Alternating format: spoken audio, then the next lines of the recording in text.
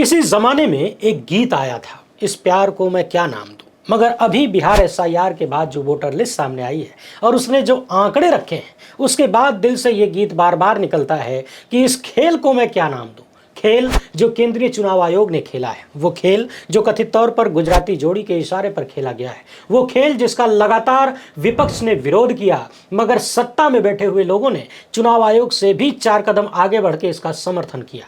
अब तक तो हम देख रहे थे कि किस तरीके से 80 लाख वोटर फाइनल लिस्ट से गायब हैं। चुनाव आयोग ने 68 लाख नामों को डिलीट करने का ऐलान किया और फाइनल वोटर लिस्ट आने के बाद भी लाखों की संख्या में डुप्लीकेट वोटर, फर्जी एड्रेस वाले वोटर और उल्टे सीधे एड्रेस वाले वोटर तो करोड़ों में मौजूद हैं। इसके अलावा बहुत सारी शिकायतें लगातार आ रही हैं, मगर इसी बीच वायर पर एक बहुत ही जबरदस्त रिपोर्ट देखने को मिली और ये रिपोर्ट कभी कभी तो खोपड़ियां घुमा देती है। आंकड़ों पर नजर दौड़ाने के बाद फिर से वही बात दिमाग में आती है कि इस खेल को मैं क्या नाम दूं।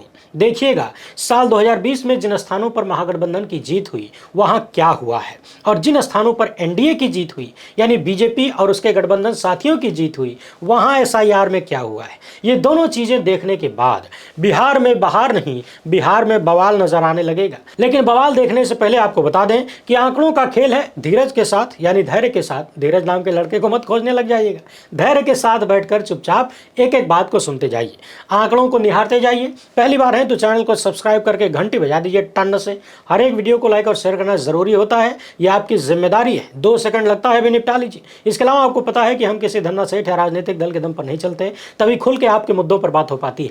हमारा काम पसंद आता हो तो इस QR कोड या फिर मोबाइल नंबर का प्रयोग करते हुए जो भी हो सके आर्थिक सहयोग भेजने का प्रयास जरूर करें। बहुत बहुत धन्यवाद। अब जरा विशेष फोकस के साथ सुनिए। आपके स्क्रीन पर जो चार्ट दिख रहा है, इसमें बताया गया है कि साल 2020 के विधानसभा चुनाव में बिहार में एनडीए ने 125 सीटों पर जीत दर्ज किया था और महागठबंधन ने 110 सीटों पर। यदि हम इन दोनों के जीते गए सीटों पर नजर दौड़ाएं तो जिन विधानसभा सीटों पर एनडीए की जीत हुई वहां 1,67,460 वोट डिलीट किए गए हैं, यानी 125 सीटों पर 1,67,460 वोट डिलीट हुए।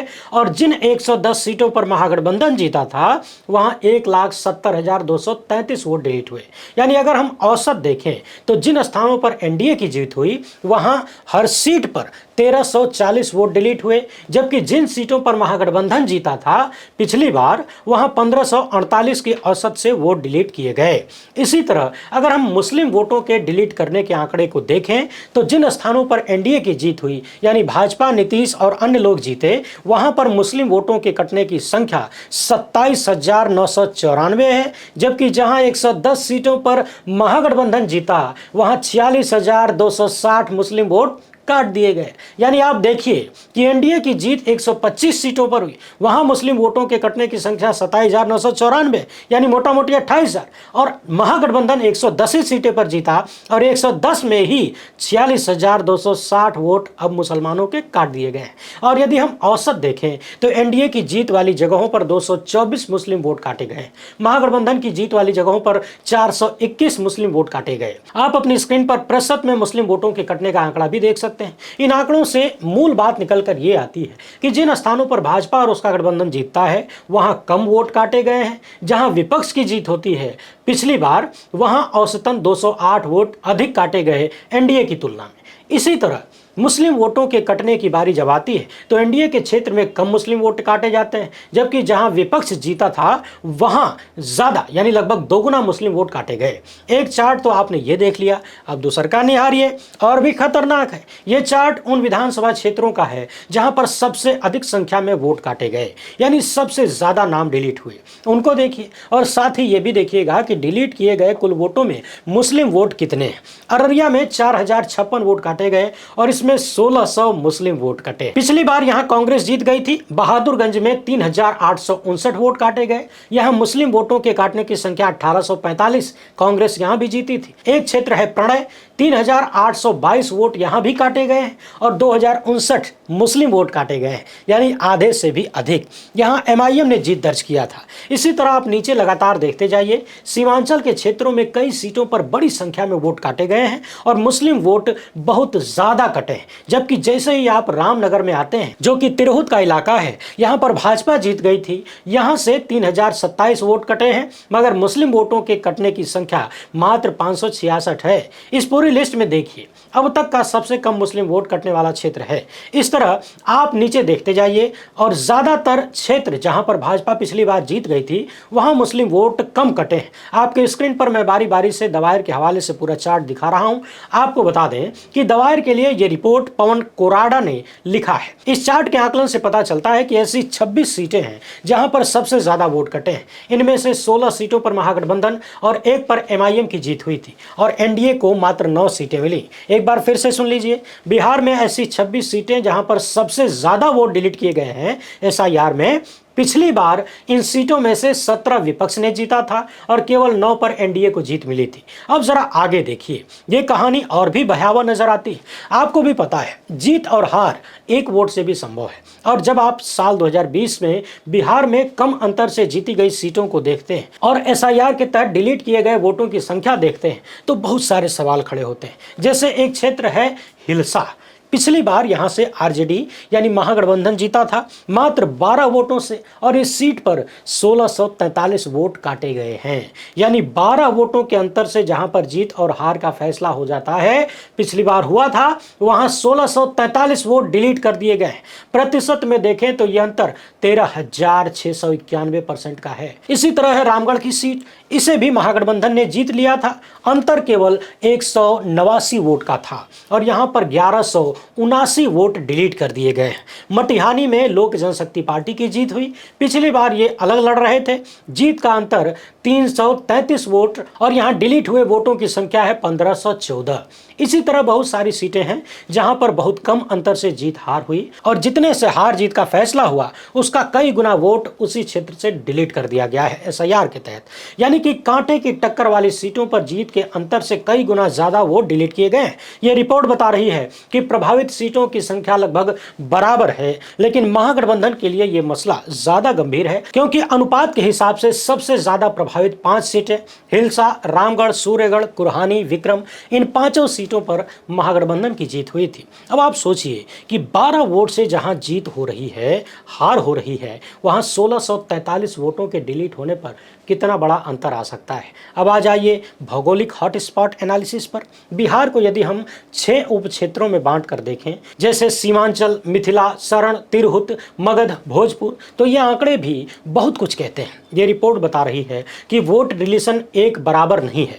सीमांचल के क्षेत्र में, जो कि मुस्लिम आबादी के लिहाज से महागठबंधन और एमआईएम का गढ़ माना जाता है, यहाँ पर जो वोट रिलेशन का औसत है वो राज्य के औसत से दोगुने से भी ज्यादा है। यानी पूरे राज्य का वोट कटने का औसत 1385 है, मगर सीमांचल के क्षेत्र में ये दोगुने से ज्यादा है, 2735 हो जाता है। राज्य के दूसरे हिस्सों की तुलना में सीमांचल के क्षेत्र में मुस्लिम वोटों के डिलीट होने का औसत बहुत ज्यादा है। इसके विपरीत यदि हम मगध और तिरहुत जैसे एनडीए के प्रमुख क्षेत्रों में औसत वोट डिलीशन संख्या को देखें तो ये राज्य के औसत से भी काफी कम है। यानी मुस्लिम इलाकों में वोट डिलीशन का औसत पूरे बिहार के औसत से ज्यादा है और जिन क्षेत्रों में एनडीए मजबूत है वहां पर औसत राज्य के औसत से भी कम है। मिथिला, जो कि राजनीतिक रूप से कॉम्पिटिटिव क्षेत्र है, वहां औसत से अधिक संख्या में नाम हटाए गए हैं, जो कि संभवतः सीमांचल की सीमा से लगे चुनावी क्षेत्रों और महागठबंधन के महत्वपूर्ण प्रभाव वाले क्षेत्र के कारण हुआ है। अब आइए पार्टी के हिसाब से देख लीजिए, यानी कितनी सीटों पर कौन सी पार्टी ने जीत दर्ज किया है और हर एक चुनावी क्षेत्र में वो डिलीशन का औसत क्या है। साथ ही ये भी देखिएगा कि वहां पर मुस्लिम वोटों के डिलीट होने का औसत क्या है। साल 2020 में आरजेडी पहले नंबर की पार्टी थी, उसने 75 सीटें जीती, यानी सबसे ज्यादा। यानी हर एक क्षेत्र में औसत था 1643 वोटों का और मुस्लिम वोटों के डिलीट होने का औसत है 477। इसी तरह कांग्रेस 19 सीटों पर जीत दर्ज करती है पिछली बार, और जहां कांग्रेस जीती थी वहां मुस्लिम वोटों के डिलीट होने का औसत 588 है, जबकि कुल औसत 1727 है वोट डिलीशन का। सीपीआईएमएल की बात करें तो इसने 12 सीटों पर जीत दर्ज किया था, वोट कटने का औसत 1012 है, मुस्लिम वोट कटने का औसत 122 है। जिन जगहों पर भाजपा जीती, यानी 74 सीट, जो कि दूसरे नंबर की पार्टी बनी, वहां पर टोटल वोट कटने का औसत 1289 है, मुस्लिम वोट कटने का औसत 208 है। जेडीयू 43 सीटों पर जेडीयू साल 2020 में यानी पिछली बार 43 सीटों पर जीत दर्ज करती है।